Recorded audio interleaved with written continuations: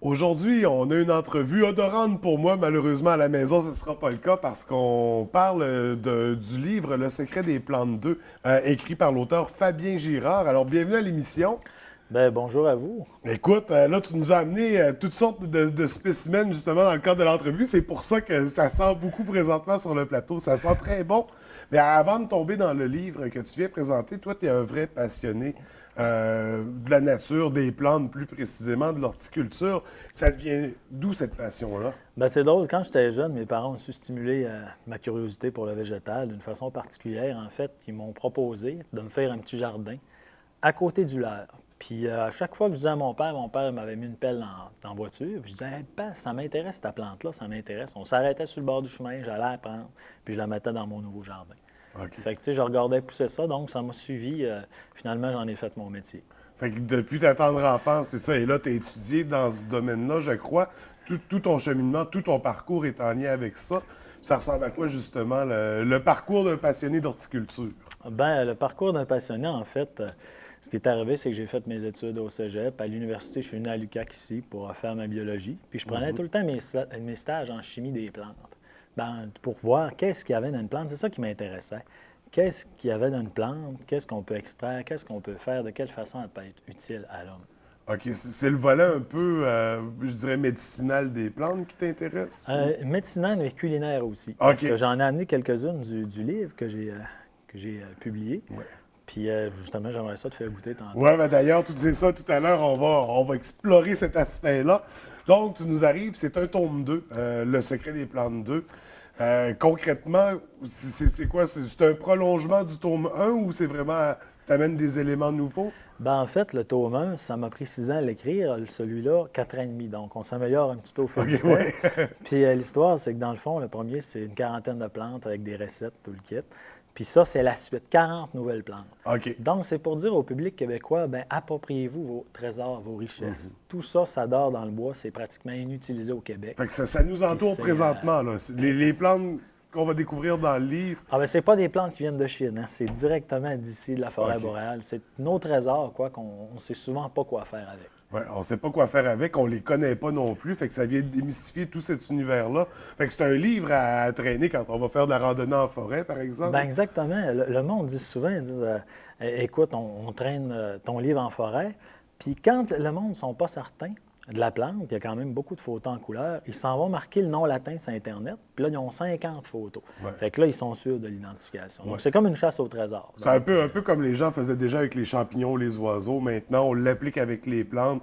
Ça va nous faire justement découvrir ce qui nous entoure, puis l'intégrer dans nos assiettes. Exactement, oui. Donc, c'est super intéressant comme aspect. Et d'ailleurs, ton premier, le premier volet, tu avais valu le prix Alphonse Suard en 2009 parce que toute l'information, tu n'appuies pas à gauche pas à droite. C'est vraiment issu de recherche. Oui, c'est ça. Ben, moi, au départ, vu que c'est un métier difficile, travailler avec les plantes à cause du charlatanisme qu'il y a eu, Ouais. le monde ne sont pas dupes. Ils veulent savoir, veulent qu'on lui dise les vraies choses. Donc, j'ai dû me plugger avec 5 laboratoires de recherche au travers le Québec pour valider ce que je faisais.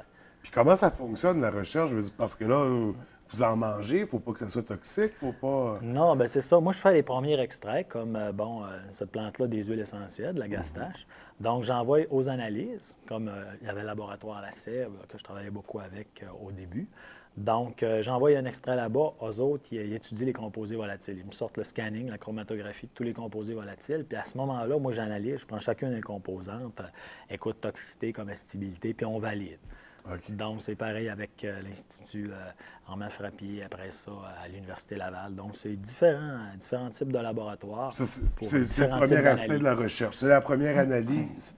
Après ça, parce que là, pour savoir les effets que ça peut apporter, pour savoir comment les intégrer en alimentation. Ben oui, c'est-tu mieux au niveau culinaire, cosmétique, thérapeutique? Donc, il y a tous ces usages-là. Donc, les analyses vont te guider à aller vers tel aspect. Puis c'est sûr que je me suis guidé beaucoup sur les usages autochtones au niveau de tout l'hémisphère boréal, ce qui avait été utilisé par certaines tribus, qui avait été consommé durant des siècles, des décennies. Parce qu'il était déjà Donc, avancé à ce niveau-là, je crois, justement, l'effet des plantes, les médecines naturelles et ben, compagnie. il y a eu beaucoup de choses décrites là-dessus. Donc, même si ce n'est pas toujours scientifique, nous autres, Ouais. après ça, on valide.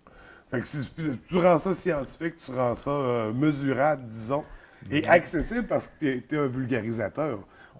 Tout le monde peut comprendre ce qui est écrit dans le livre. Ben c'est ça qui est plaisant. Je pense que c'est ça que le monde dit. Il faut vulgariser, il faut rendre ça accessible aux gens parce que c'est des trésors. Il faut en faire profiter. Ben, Le plus grand exactement. nombre. C'est pas le charabia de spécialiste, c'est vraiment des mots compréhensibles.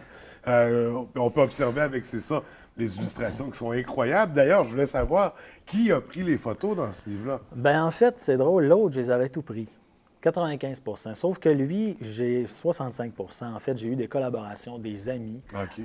ma douce, en fait, des gens qui m'ont aidé à compléter parce que je n'avais pas réussi à tout prendre les photos de ces belles plantes-là. Parce que, écoute, le livre est intéressant. En partant, c'est le premier aspect qui saute aux yeux. C'est les photos, les illustrations qui sont très colorées, qui sont magnifiques. Et après ça, là, on plonge au niveau du texte. Et là, c'est ça, tu nous as amené des spécimens là, pour nous faire découvrir un peu ton univers, ta passion. Certaines qui se mangent, d'autres, ben, je ne sais pas, je vais te laisser nous les présenter. Ben, en fait, c'est drôle. Je voulais te présenter ça, c'est notre poivre du Québec. Donc, notre OK. poivre sauvage. Donc, le monde ne savent pas qu'on a un poivre au Québec. Donc, c'est le poivre d'eau. Puis, je t'inviterais ici à goûter une feuille du poivre d'eau. Tu vas voir, ça va prendre une dizaine de secondes, le temps que ta salive brise Je suis l'enzyme. nerveux. Puis, non, tu vas voir, c'est très, très poivré. Donc, tu peux l'utiliser partout. Nous autres, on met ça dans les salades. On met ça, on fait des steaks au poivre, béchamel, on en congèle. Donc, c'est très, très intéressant. Donc, tu vas voir, là ça commence. Oui, oui, Donc, ça commence.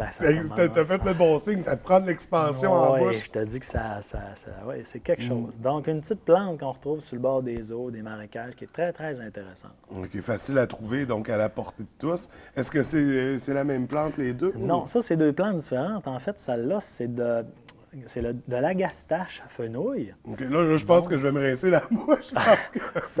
C'est très piquant, hein? Oui. Ah oui. Celle-là est plus sucrée. OK. Donc, l'agastache, c'est une plante qui se distille aussi en huile essentielle puis qui est délicieuse avec les tomates. Tu peux faire du pesto avec. Moi, je monte beaucoup de pizza avec les feuilles de cette plante-là. Donc, très, très intéressant. Il y a un petit côté, mon Dieu, on dirait... j'ai oublié le terme, la réglisse noire, un petit côté Un réglisse petit noire. côté dedans. réglisse noire, un petit côté estragon, un petit Ouais. côté... oui, ça, c'est bien, C'est bien fun. Cette wow, plante. c'est des belles saveurs. C'est des beaux mélanges de saveurs. Ben oui, au niveau culinaire, c'est tellement agréable de cuisiner avec tous ces trésors-là. Puis ici, je t'ai amené, en fait, ça, c'est cette petite plante-là. En fait, ça, c'est une plante, c'est un médicament même qui a été récolté pour les trappistes dans les années 40-50. Donc, c'est de la racine de savoyane. La savoyane, elle ressemble à ça. Puis ça, il y a un petit fil d'or. On va creuser dans la terre. Je vais aller te chercher, regarde. Des petits fils dorés comme ça. OK.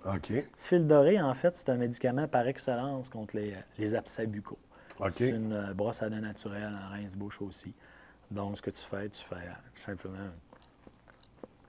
Puis tu mastiques ça. Exactement. Donc, quelqu'un qui a des abcès buccaux ou quoi que ce soit. OK, Très, mais là, très c'est vraiment efficace. l'aspect médicinal. C'est Ouais. pas... Ça, c'est l'aspect médicinal. Ça, c'est plus l'aspect culinaire. Ouais, c'est des arômes qui viennent rehausser le goût de nos plats. Donc, des arômes à découvrir. J'aimerais que les gens puissent goûter aussi. Oui, c'est vrai que ça serait agréable de le faire. Et c'est ça, comme on dit, il y a tout l'aspect olfactif, parce que là, ça sent bon en studio présentement. C'est quand même incroyable. Et là, c'est des découvertes comme ça qu'on fait dans ton livre. là. Ben exactement, oui. Dans le livre, Tu c'est, t'expliques, tu donnes des idées recettes dans quoi les intégrer pour ce qui est des plantes plus... ben exactement. Dans le premier livre, il y avait, c'est ça, une 20-25 recettes. Là, il y en a une quinzaine dans OK. celui-là. Donc, Puis les autres plantes, c'est ça, t'expliques, c'est quoi les mots, c'est quoi que ça vient traiter. exactement. Qu'est-ce qu'on peut faire culinaire? C'est quoi? C'est tout le résultat des recherches qui ont été faites durant des années. OK. Donc, mis dans un livre, c'est pour dire aux gens de garder. Tout ça, ça existe. C'est Et- vos trésors. Et dans les recherches, à un moment donné, ça prend des cobayes, j'imagine. Est-ce que c'est toi la victime? Ben en fait, oui, c'est sûr que je suis le premier cobaye, mais tu sais, je veux dire, je risque jamais, j'ai jamais risqué Non, ma avec vie, les tu sais, analyses, c'est ça, il n'y a pas avec de... les analyses. Puis après ça, ben moi, souvent, au travail, ce que je faisais, on partait un pain au départ, le matin, un pain avec un four à pain, 4h30, que ça prend.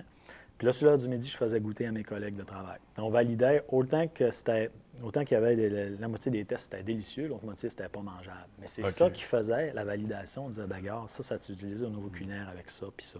Fait qu'à quelque part, il faut un peu être aussi passionné de cuisine pour faire ce que tu fais. Passionné d'alimentation, Ben, c'est sûr qu'il les saveurs, les parfums. faut aimer ça. Oui, moi, le niveau olfactif, j'aime beaucoup sentir, goûter. Puis ce que j'ai goûté ou senti en forêt que je trouvais intéressant, qui est comestible, j'aime ça que ça arrive dans l'assiette. des gens. Est-ce que tu goûtais les plantes comme ça quand tu étais jeune? Oui, bien, ce qui est arrivé, c'est que en tout cas, j'aimais tellement ça. Ma mère, on avait des petits guides de Fleur-Bec, puis il y avait une image, la plante, puis en bas, il y avait une cuillère, une fourchette. Puis je disais à ma mère, je savais pas lire et écrire, j'avais 4-5 ans, je dis, ça se mange-tu, ça? Fait que la misère, les pétales de rose sont comestibles à tel temps, les feuilles de marguerite, les ci, les ça. Fait que moi, je partais, j'étais assez leader, je partais avec mes amis, je disais, hey, elle m'a dit que ça, on pouvait manger. Là, je goûtais. Fait que, tu sais, j'emmenais mes amis, on goûtait à ça. Puis là, c'est revenu plus tard pour en faire mon métier. Donc, c'est drôle, pareil. On dit que tout ça passe de 0 à 6 ans. Ouais. Je ne sais pas si mes parents savaient ça dans le temps. Mais en tout cas, c'est ça qui a fait. C'est un bon exemple. C'est une passion qui s'est ancrée en toi et qui est là pour la vie. Oui. Puis que tu nous transmets aujourd'hui, justement, par l'intermédiaire des livres, que j'invite les gens à découvrir autant, puis pour pouvoir goûter puis savourer comme on vient de le faire présentement. Et là, est-ce qu'il y a un tome 3 déjà en cours? Est-ce que tu y penses? Ben là, écoutez, j'ai tout lancé, tout le fruit de mes recherches dans ces 2 bouquins-là. Peut-être un 3 plus tard, dans une coupelle d'années, mais tout de suite, je pense que là, j'ai plus beaucoup de matériel. Je trouve que l'expression fruit de tes recherches s'applique bien dans le contexte. Si tu veux. Est-ce que tu as d'autres projets en cours, d'autres projets littéraires ou en lien avec l'horticulture, les plantes? Bien, ce qui est plaisant, c'est que depuis octobre passé, j'ai ouvert les portes de ma maison aux gens intéressés à venir faire une dégustation découverte. Dans le fond, tout le résultat de mes découvertes de l'année.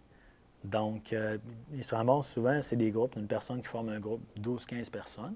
Puis j'y reçois un soir de la semaine, donc de 6h30 à 9h. Okay. Puis je leur fais déguster toutes ces choses-là, mais en continu, durant 2h30. Fait qu'un atelier dégustatif, découvrir nos plantes d'ici. Exactement. Puis il y a des gens qui viennent un peu partout dans le Québec. Donc, c'est tout le temps le fun, là. Écoute, ça me ferait plaisir d'avoir du monde de la baie, du monde d'ici. Bien, justement, moi, ça m'intéresse. Comment je fais pour entrer en contact avec toi? Ah, bien, écoutez, j'ai mon adresse courriel qui est à la fin du bouquin. Oui. Donc, les gens intéressés peuvent communiquer avec moi à cette adresse. OK. Donc, on t'écrit, puis c'est ça. Tu nous recontactes, on prend rendez-vous, on organise ça. Exactement. Et pour aller vivre l'expérience de découverte de saveurs, parce que c'est quand même, c'est des saveurs, ben, on peut en reconnaître quelques-unes, mais auxquelles on n'est pas toujours familier. Exactement. Qui viennent changer nos épices habituelles. Là, exactement, oui. C'est du neuf, tu sais. C'est des choses peu connues. Ça donne encore plus une couleur québécoise à notre alimentation. Exactement, tu l'as dit. Écoute, c'est passionnant. Pour ceux et celles, est-ce que tu as un site Internet pour ceux qui veulent plus d'informations? J'ai tout simplement une adresse courriel. OK, on y va avec l'adresse courriel. Oui. Donc, on n'hésite pas à te contacter si on a des questions, si on veut faire les ateliers dégustatifs. Et écoute, ben là, on n'a pas parlé pour l'instant. J'imagine qu'au fil du temps, il y aura bien un tome 3 quand même. Mais j'invite les gens à découvrir le 2 et le premier, bien sûr. Que je rappelle que tu avais valu le prix Alphonse Huard, pour justement tout le côté vulgarisation, l'accessibilité pour le lecteur. Écoute, Fabien, c'est passionnant. C'est une passion contagieuse. Je te remercie d'être venu en studio pour nous présenter ton livre. Ben, merci à vous de m'avoir invité aussi. Ben, c'est un plaisir. Puis la prochaine fois, écoute, amène-nous-en. J'ai déjà hâte de goûter au prochain. Merci beaucoup.